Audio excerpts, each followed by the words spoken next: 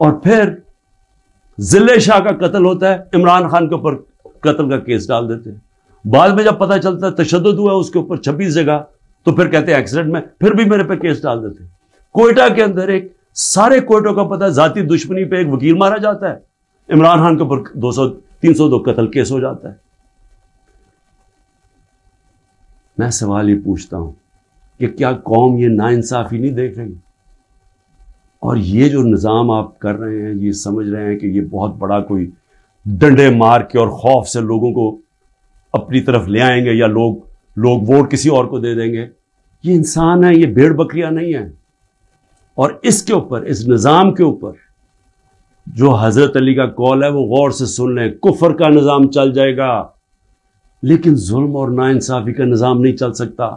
حکومتیں چلتی ہیں اخلاقی قوت پہ، ڈنڈے مار کے جانور چلتے ہیں. ڈنڈے مار کے نہیں چلوا سکتے آپ لوگوں کو. لوگوں کو اگر آپ یہ سمجھتے ہیں کہ اس کی ظلم کی وجہ سے یہ چوروں کو تسلیم کر لے گی قوم، جو 30 سال سے ملک کو لوٹ رہے ہیں، جن کے پیسے باہر پڑے ہیں، جن کی سارا یہ جیسے انہوں نے اقتدار سے لے کر پھر باہر بھاگ جانا ہے، تو اگر یہ سمجھتے ہیں کہ لوگ اس خوف کی وجہ سے ان کو تسلیم کر جائیں گے، مجھے ترس آ رہا ہے ان لوگوں کے اوپر جن کی یہ سوچ ہے. پاکستان زندہ باد.